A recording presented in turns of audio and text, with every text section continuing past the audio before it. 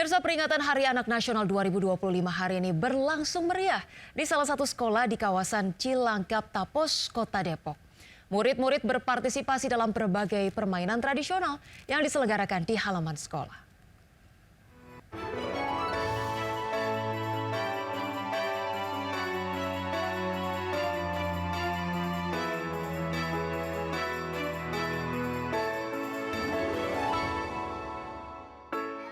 Peringatan Hari Anak Nasional tahun 2025 berlangsung meriah di salah satu sekolah di Cilangkap, Kota Depok, Jawa Barat. Murid-murid antusias mengikuti berbagai macam permainan tradisional yang digelar oleh guru. Beberapa di antaranya permainan lompat karet, engklek, enggrang, hingga congklak. Bukan tanpa alasan, permainan tradisional digelar juga sebagai upaya melestarikan budaya tanah air. Saat ini permainan tradisional perlahan terlupakan akibat berkembangnya teknologi gadget. Tujuan utama dari kegiatan ini selain memperingati Hari Anak Nasional juga membantu orang tua dan guru mengurangi ketergantungan anak pada gadget, khususnya ponsel. Dari Depok, Jawa Barat, Yung Rizky, iNews melaporkan. Pemirsa, memiliki keterbatasan fisik bukan menjadi halangan berkreasi, seperti yang dilakukan oleh anak disabilitas di Banjarnegara, Jawa Tengah. Meski duduk di kursi roda, anak Indonesia ini tetap aktif berkarya, membuat beragam kerajinan tangan untuk media edukasi. Anak Indonesia yang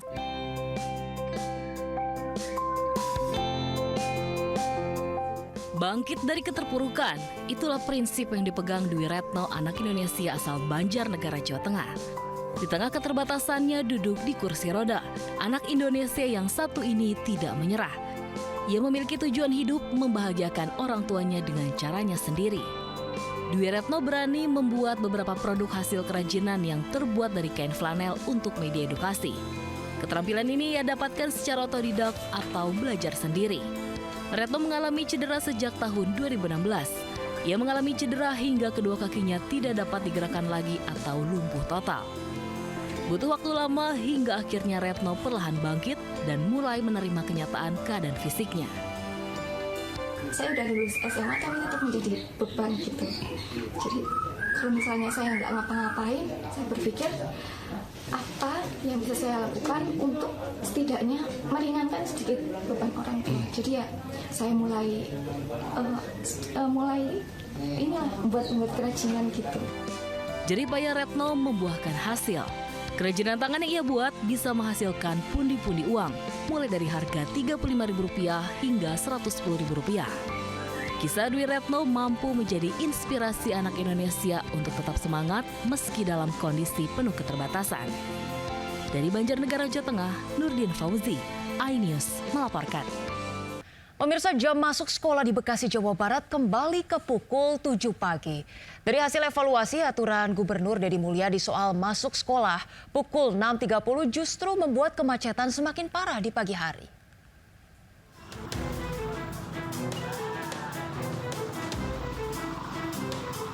Setelah berjalan sepekan lebih, kebijakan siswa masuk sekolah jam 6.30 pagi di Kota Bekasi, Jawa Barat akhirnya dicabut. Siswa PAUD, SD, dan SMP di Kota Bekasi kembali masuk jam 7 pagi seperti sebelumnya. Sementara siswa SMA tetap masuk jam 6.30. Pembatalan itu dilakukan setelah Pemkot Bekasi mengevaluasi dampak kebijakan siswa masuk jam 6.30. Dan hasilnya Kota Bekasi makin macet parah di pagi hari.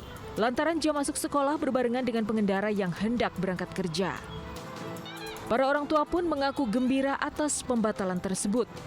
Setuju ke jam 7, setuju Bu? Oh setuju sih, biar nggak mepet-mepet banget. Apalagi saya punya 2 anak ya. Jadi jam masuk jam 7 udah paling pas deh. Paling pas.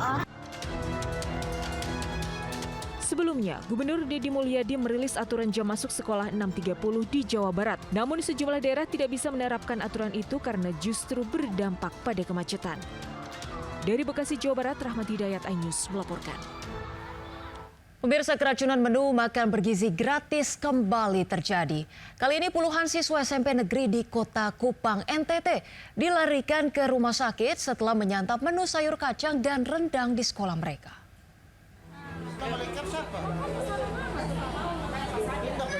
Puluhan siswa SMP Negeri 8 Kupang NTT memenuhi ruang IGD RSUD Eskalerik dalam kondisi lemas, mual, dan muntah. Para siswa dilarikan ke rumah sakit setelah menyantap menu makan bergizi gratis yang dibagikan sekolah mereka. Menurut siswa, menu MBG yang dibagikan berupa nasi, sayur kacang, dan rendang sudah berbau saat dibagikan. Para korban mulai merasakan gejala keracunan 6 jam setelah mengkonsumsi makanan MBG. Wali Kota Kupang menurunkan tim untuk mengevaluasi pihak penyedia makanan MBG. Dari Kupang NTT, Eman Suni Anyus melaporkan. Pemirsa, erupsi Gunung Merapi kembali terjadi dengan ketinggian abu vulkanik mencapai 1.600 meter di Bukit Tinggi, Sumatera Barat pagi tadi. Akibat kerasnya dentuman, warga pun berhamburan keluar rumah. Sementara ketinggian abu vulkanik mencapai 1.600 meter dari puncak dan condong ke arah tenggara.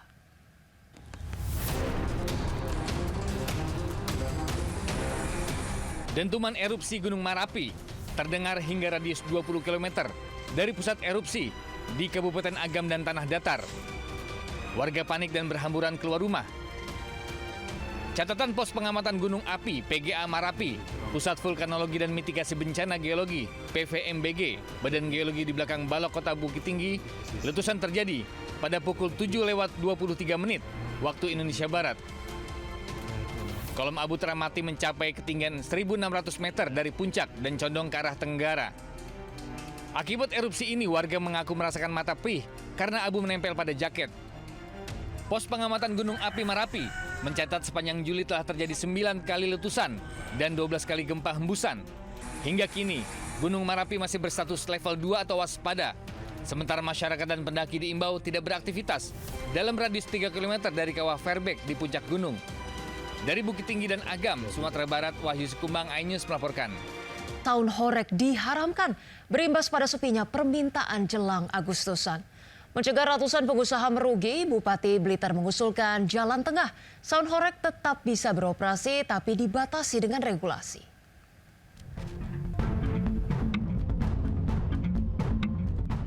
Fatwa haram MUI Jawa Timur terhadap Sound Horeg menuai pro kontra. Salah satunya Bupati Blitar yang menyatakan Sound Horeg dapat menumbuhkan perekonomian masyarakat. Pihaknya sudah membuat surat edaran mengatur Sound Horeg, termasuk panitia harus mengantongi izin dari kepolisian, desa, dan kecamatan saat adanya event Sound Horeg. Inisiatifnya menggerakkan ekonomi dan tentunya penyerapan tenaga kerja itu juga. Mungkin ada batasan sound sistemnya juga, Pak, ya? Ada, kita batasi. Sementara di Jombang, keluarnya fatwa haram MUI membuat pengusaha Sound Horeg bersedih. Padahal menjelang bulan Agustus biasanya menjadi momen menggembirakan pengusaha Sound Horeg untuk menyambut dan merayakan HUT RI. Pengusaha pun meminta pemerintah bisa membuat aturan agar Sound Horeg tetap bisa berjalan, bukan malah melarangnya. Dari Blitar dan Jombang, Jawa Timur, tim Liputan iNews melaporkan.